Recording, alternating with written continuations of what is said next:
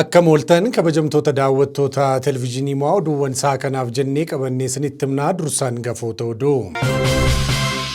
Manni maree bakka bu'oota uummataa wixineewwan labsii tajaajila qilleensaa raggaa'iseetu jira.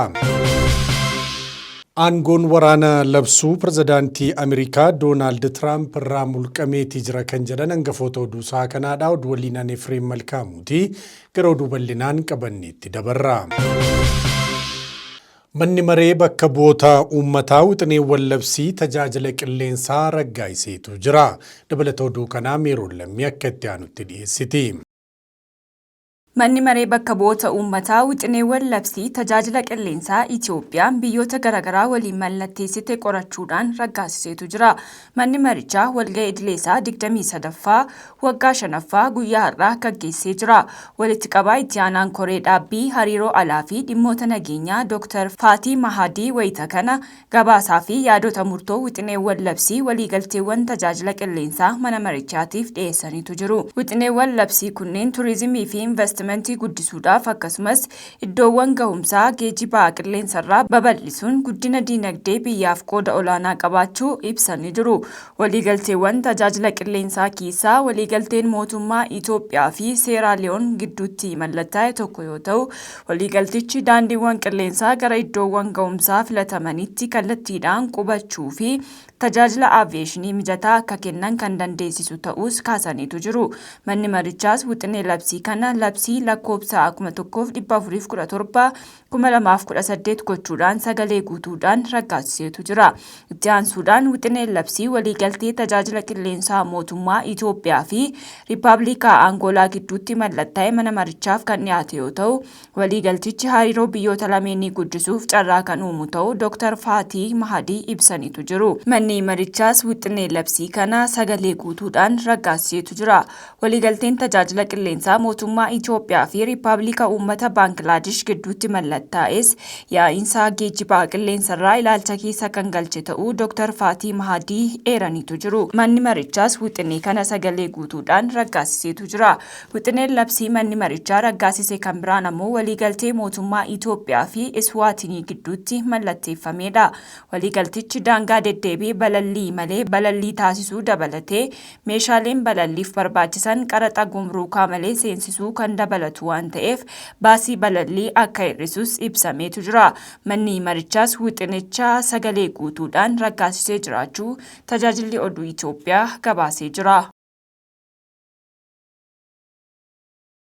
Bu'uuraaleen misoomaa seektara fayyaatiin raawwataman Itoophiyaan wiirtuu turizimii fayyaa akka taatuuf humna guddaa ta'aa jira jedhame. Naboonsaa Bazzaabbee dabalata qaba. Itoophiyaan bu'uuraalee misoomaa fi fooyya'insa qulqullina seektara fayyaa keessatti raawwataman Itoophiyaa wiirtuu turizimii fayyaa gochuuf humna guddaa ta'aa dhufuu isaanii deetaan ministeera fayyaa Dr. Darajjee Dhugumaa ibsan.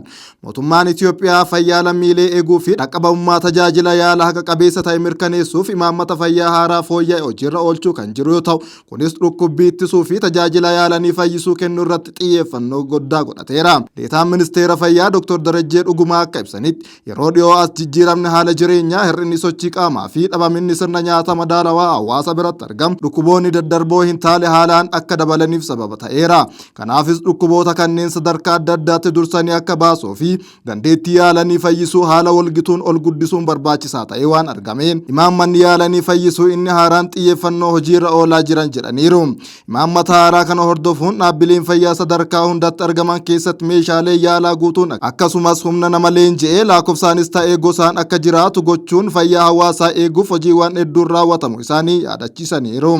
Hospitaalonni gurguddoon sadarkaa idil addunyaatti kan eeggatan akka ta'an hojiiwwan hojjetamaa jiruun hospitaalonni kunneen kanaan dura biyya keessatti tajaajiloota yaala olaanoo kan hin kennine bifa bal'aan kennuu jalqabuu isaanii ibsaniiru.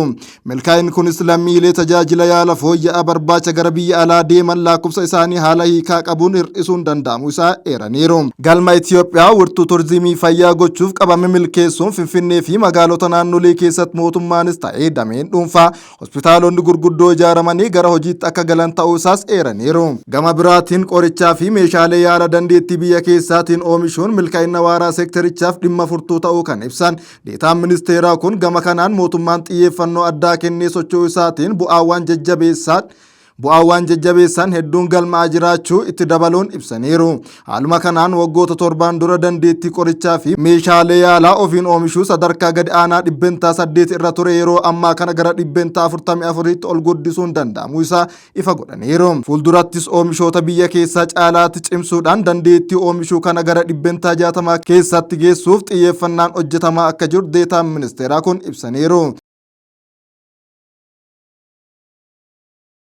Manni maree waloo paartilee siyaasaa naannoo Oromiyaa filannoon marsaa 7ffaa hirmaachisaa diimokiraatawaa fi bilisa ta'uu ibseetu jira. Dabalata oduu kanaa Daraartuu Taammiraat akka itti aanutti dhiyeessiti. Manni maree waloo paartilee siyaasaa naannoo Oromiyaa filannoowwan marsaa 7ffaa caamsaa 24 bara 2018 gaggeeffame hirmaachisaa diimokiraatawaa fi bilisa ta'uu ibsee jira. Walitti qabaan mana maree waloo paartilee siyaasaa naannoo Oromiyaa obbo Salamoon Taaffasaa filannoon nagaan goolabamuu fi haalli guyyaa sana ture hundi gaarii ta'uus ibsaniitu jiru. Rakkoowwan xixiqqoo guyyaa sana mudataniifis eeruu kennamee fi taajabbii taasifameen sirreeffamaa turuus himaniiru. Aangoonis uummataan akka argamu uummatni hojiin nutti agarsiisee jira jedhan. Aanaan walitti qabaa mana maree waloo paartilee siyaasaa naannoo Oromiyaa obbo Moges Ida'ees gama isaanii haasaa taasisaniin filannoo hirmaachisaa fi diimokiraatawaa ta'e gaggeessuuf mootummaan xiyyeeffannoon hojjechaa turuu ibsanii fooyya'insa argamee cimsaa hanqinoota jiran ammoo furaa deemuun barbaachisaadha jedhan. Uummannis kutannoo olaanaan aarsaa akka barbaachisu kafalee filachuu isaatiif galatatu mala jechuunis galateeffataniiru. Komii sagalee kennuun walqabatee jirus boordii filannootti yeroon komii dhiyeeffachuun akka danda'amu kan eeran obbo Moges ammas paartileen siyaasa qindoominaan hojii misoomaa fi dhimma dantaa biyyaalessaa irratti waliin hojjechuu akka qabanis yaadachiisaniiru. Yaa'ii kana irratti hanqinaalee fi ciminoonni filannoo marsaa 7ffaa irratti turan miseensota mana maree waloo paartilee siyaasaa bira kaa'uun irratti mari'ataniiru. Miseensonni mana maree waloo paartilee siyaasaa yaada kennaniin filannoo caamsaa 24 bara 2018 gaggeeffame bu'aa sagalee uummataa kabajuun fudhachuun barbaachisaa ta'uu ibsanii biyya kabaja qabduu fi addunyaa irratti beekamtuu gochuuf yeroo kamiyyuu waloon hojjechuu qabnas jedhaniiru. Akka Oromiyaattis filannoo marsaa 7ffaa kana irratti paartileen siyaasaa bilisaan socho'aa turuu kan ibsan miseensonni mana maree waloo kun hawaasnis hanga halkanitti dhaabbatee filachuun jaalala biyyaaf qabu agarsiiseera jedhan. Kan mo'ate paartii tokko qofa osoo hin taane uummata Itoophiyaatu injifate jechuun kan eeran miseensonni mana maree waloo kun paartiiwwan mootummaa hundeessuus adaraa guddaan akka itti kennamee beekuun cimsee hojjechuu akka qabus ibsaniiru. Maddi Biiroo Kominikeeshinii Oromiyaati. Kan dhaggeeffachaa jirtan oduu televizyiinii Mo'arraa simbira dhaqqabaati jirudha. Gara oduu biyya alaatii arganneetti wayita dabarru ammoo Zimbaabuwee dabalatee biyyootni 5 mana marii nageenyaa dhaabbata biyyoota gamtoomaniitti filatamaniitu jiru.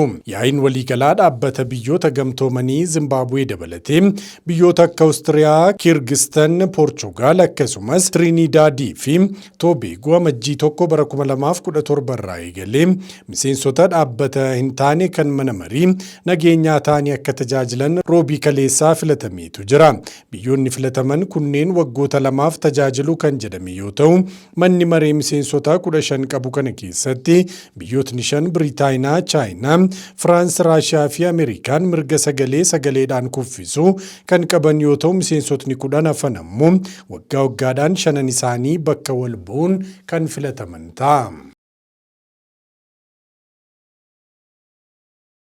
Dhaabbanni misoomaa mootummoota gaanfa Afrikaa IGAD jeequmsi Somaaliyaatti uumame mariin furamuutii qaba jedhe. Dhaabbanni misoomaa mootummoota gaanfa Afrikaa jeequmsi Somaaliyaa keessatti uumame marii hunda galeessaaf nagaatiin akka furamu waamicha dhiyeesseera. Magaalaa guddoo Somaaliyaa Moqaadishoo keessatti naannoo masaraa mootummaatti dhukaasni jabaan nagaamu hordofee humnoonni ittisaa Somaaliyaa deebii kennuun isaaniis eerameera. IGAD dhimma kana ilaalchisee ibsaarra baaseen gocha goolii fi fincila uumame hunda cimsee balaaleffateera. Somaaliyaa keessatti yeroo itti muddamni siyaasaa hammaatee jirutti jeequmsi Moqaadishoo keessatti uumame yaaddessaa ta'uu cimsee kan hubachiise. Gareewwan hundi muddama jiru akka tasgabbeessan akkasumas garaagarummaa isaanii karaa nagaa hunda hammatee fi ijaaraa ta'een akka furaniif waamicha dhiyeessee jira. Yeroo murteessaa kana keessatti nagaa fi tasgabbii mirkaneessuun akkasumas tokkummaa biyyaalessaa cimsuun carraaqqii ijaarsa mootummaa Somaaliyaatiif faayidaa guddaa akka qabu hubachiiseera. Akkasumas dhimmamtootni hundi faayidaa uummataa Somaaliyaaf dursa kennuudhaan karaa furmaata nagaa barbaadu akka hordofan IGAD akeekkachiiseera. Soomaaliyaan miseensa hundeessitoota IGAD ta'uu giddugala nagaa tasgabbii fi misooma naannichaa taatee turuu ishee ibsichaan yaadachiiseera. IGAD tokkummaa biyyaalessaaf tasgabbii waaraa fiduuf carraaqqii taasifamu keessatti Soomaaliyaa waliin ta'uudhaan deeggarsa kennuuf qophii ta'us mirkaneesseera. Israa'elii fi Libaanoos waliigaltee dhukaasa dhaabuu gaggeessuuf waliigaluun himame. Biyyootni lameen Hizbollaa dabalatee humnoota hidhattootaa biroo baasuun iddoowwan waraanni Libaanoos to'atu hundeessuuf waliigaluun kan ibsame yoo ta'u, biyyootni kunneen waliigaltee irra kan ga'an ta'us Hizbollaan guyyaa irraa leellaa waraanaa Israa'el irratti xiyyeeffate raawwachuu yoo ibsu, Israa'el kibba Libaanoositti haleellaa raawwatteetti jechuunis himatee jira. Hizbollaan waliigaltee dhukaasa dhaabuu kanarratti hammatamuu dhabuun hojiirra oolmaa hammattoowwan waliigaltichaa irratti gaaffii kaa'iseera. Israa'elii fi Libaanoos waliigaltee hunda galeessa irra ga'uuf torbanoota lama booda marii dabalataaf kan wal argan ta'uunis ibsamee jira. Hizbollaan akka lakkoobsa faranjootaa baatii bitooteessaa keessa Iraaniin deeggaruun Israa'el irratti haleellaa raawwachuun kan yaadatamu yoo ta'u, kunis haleellaa Israa'el Libaanoos irratti raawwattu hammeessuu Aljeeziraan gabaaseera.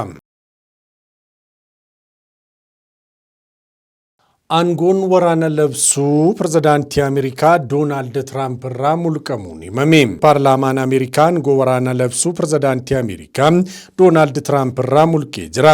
Paarlaamaan Ameerikaa Tiraamp aangoo mataa isaan waraana Iraan haaraa akka hin gaggeessine tarkaanfii dhorkuu fudhachuusaa BBC'n kan gabaaseeti jiru.